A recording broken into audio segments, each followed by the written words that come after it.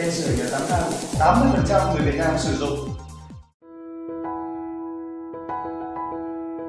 Xin chào các bạn. Ở video trước thì anh Nguyễn Quốc Đản đã hướng dẫn các bạn cách để chúng ta sửa chữa đèn sưởi khi mà bóng đèn bị hỏng. Và nếu các bạn sử dụng thì một số trường hợp còn bị hỏng cả công tắc nữa. Và ngay bây giờ thì anh Đản sẽ chia sẻ cho chúng ta cách sửa chữa khi mà công tắc đèn sưởi nhà tắm bị hỏng. Xin chào anh ạ. Như em vừa giới thiệu tới các bạn thì có nhiều trường hợp là không phải là chỉ hỏng bóng đèn mà là bị hỏng công tắc đèn. Vậy thì khi hỏng công tắc đèn này thì chúng ta sẽ sửa chữa như thế nào ạ? Xin chào các bạn, mình xin trả lời câu hỏi của Trang. Trong trường hợp đèn sưởi nhà tắm mà bị hỏng công tắc, ví dụ đây là một chiếc đèn thổi gió dùng công tắc đây, thì trong trường hợp công tắc bị hỏng thì chúng ta sửa chữa bằng cách là sẽ tháo rời công tắc ra và sẽ thay thế bằng một bộ công tắc mới.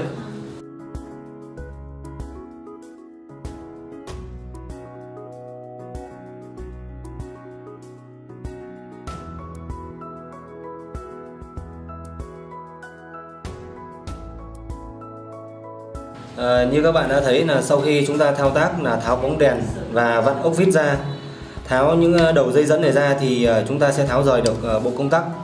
Trong trường hợp mà bộ công tắc bị hỏng thì bắt buộc chúng ta phải tháo rời bộ công tắc và thay thế bằng một bộ công tắc mới.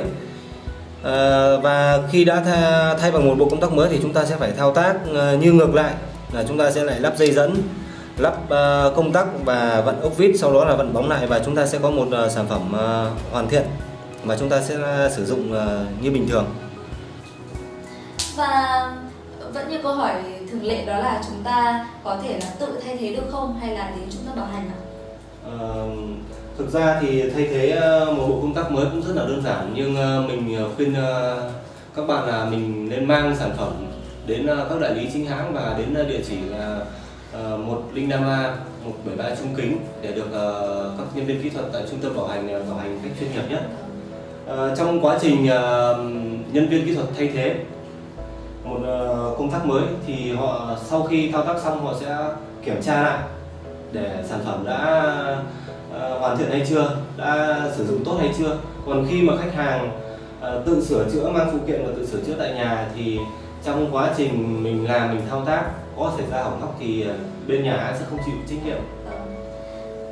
Vậy thì việc sửa chữa công tắc bóng đèn trong thời gian bảo hành và sau thời gian bảo hành thì sẽ tính chi phí như thế nào ạ? Về vấn đề thay tất cả các phụ kiện của đèn khi trong thời gian bảo hành thì sẽ được bảo hành hoàn toàn miễn phí. Còn khi sản phẩm đã hết thời gian bảo hành thì khách hàng sẽ phải mua phụ kiện và tiền lắp đặt và tiền sửa chữa sẽ không tính. Khách hàng sẽ được miễn phí phần đấy. Nếu như đấy là sản phẩm mua tại đại lý đúng không? Đúng rồi. Vâng, xin cảm ơn anh.